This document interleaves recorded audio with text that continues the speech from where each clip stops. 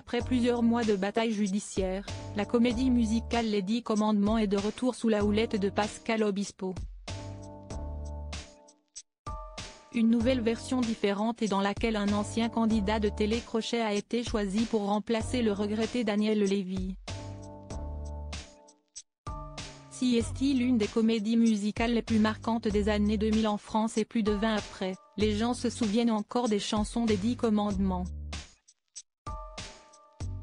Mise en scène par Elie Chouraki et composée par Pascal Obispo, l'œuvre qui raconte l'histoire de Moïse a été un véritable phénomène et à l'image de Starmania ou Notre-Dame de Paris, elle a rapidement atteint le statut de comédie musicale culte.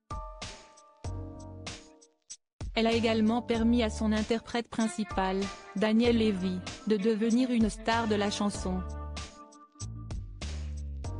Malheureusement, le chanteur des 10 Commandements meurt à 60 ans, le 6 août 2022 après plusieurs années de lutte contre le cancer, mais cela n'a pas empêché Pascal Obispo et les paroliers Lionel Florence et Patrice Guirao de monter une nouvelle version fin 2023.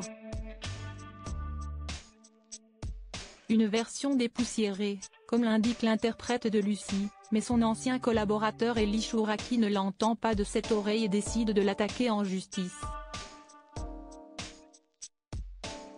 Après plusieurs mois de guerre juridique, Pascal Obispo remporte une grande victoire après les lourdes critiques et peut enfin démarrer la production de cette nouvelle version. La première a lieu au Millésium, à Épernay, Marne, avant de prendre ses quartiers à la scène musicale, sur la pointe aval de l'île Seguin à Boulogne-Billancourt dans les Hauts-de-Seine. Benjamin Bocconi rend hommage à Daniel Lévy pour remplacer l'iconique Daniel Lévy. Pascal Obispo et ses équipes décident d'offrir le rôle à Benjamin Bocconi, un chanteur de 39 ans pas inconnu des téléspectateurs puisqu'il a participé à l'émission The Voice par le passé.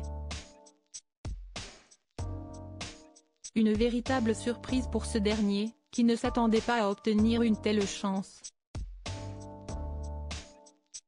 J'avais changé de vie et ouvert mon école de musique à Nice.